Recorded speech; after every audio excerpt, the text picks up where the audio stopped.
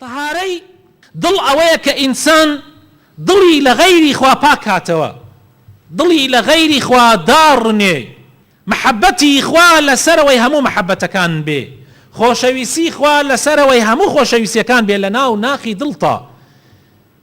ئەبێ بزانی هەر کەسێکت خۆشەوێ یان هەر شتێکت خۆشەوێ، هەر کەسێک وەکو خێزانت، وەکو دایکت، وەکو باوکت، وەکو برات، وەکو کوڕت، وەکو هەر کەسێ کە زۆر خۆشت ئەوێ، یان هەر شتێ وەکو پارە و پول و سەروەت و سامان و هەر شتێک کە خۆشتە بێ، ئەمانە هەموو نیعمەتی خوان و خوای تەعالا بە تۆ بەخشیوێتی و ئەمانە لە کۆتاییە هەموو ئەڕۆن و لە دەست دەرەچن ئەوەی ئەمێنێ حەبیبە گەورەکەیە، ئەو حەبیبەیە کە ئەسڵی هەموو مەحەبەتەکانە کە ئەڵڵایە.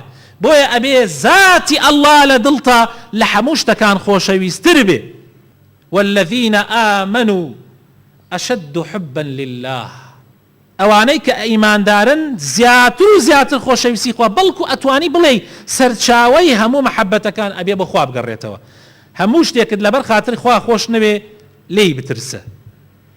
هەروەها ئەبێت ترسی خوا لە دڵتا لەسەرەوەی هەموو ترسەکان بێ، ترسی لە دەستچوونی خۆشەویستان، ترسی تیاچوونی ماڵ و مناڵ، ترس لە زاڵم و ستەمکار، هەر ترسێکە هەیە بيعني وإياي فارهبون، هەرچی ئەم ترسانە هەیە هیچی ناگاتە ترسی خوای پەروەردگار.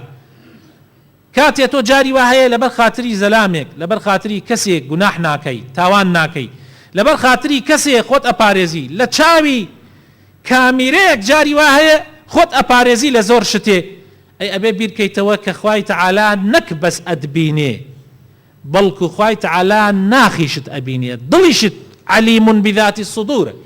بۆیە ئەبێ لە خوای تەعالا لە هەموو کەسێ زیاتر بترسی.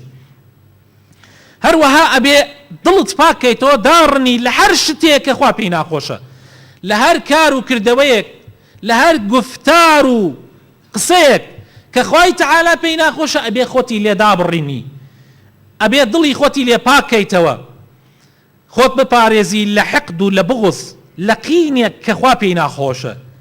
قین هەیە خوا پێی خۆشە، بۆ نمونە تۆ قینت لە گوناحە، قینت لەو کافرانەیە کە تەعدا لە مسلمانان ئەکەن، ئەمە عیبادەتە. بەڵام لەو لاشەوە هەندێک قین و بغض هەیە کە خوای تەعالا پێی ناخۆشە. ئینسانی مسلمان ئەبێت دڵی خۆی لێ پاک کاتەوە، دڵی خۆت پاکەیتەوە لە حەسوودی، دڵی خۆت پاکەیتەوە لە زیاتر تەباحی دنیا کەوات پێ بکە بەرەو حەرام بدووە، دڵی خۆت پاکەیتەوە لە ئەناءەنا، لە ئەنانیەت، لەوەی کەوا بەس بۆ خۆت بژی، لەوەی کەوا بەرژەوەندی خۆت بخەیتە سەر بەرژەوەندی هەموو دنیا و هەموو خەڵک و هەموو ملەت.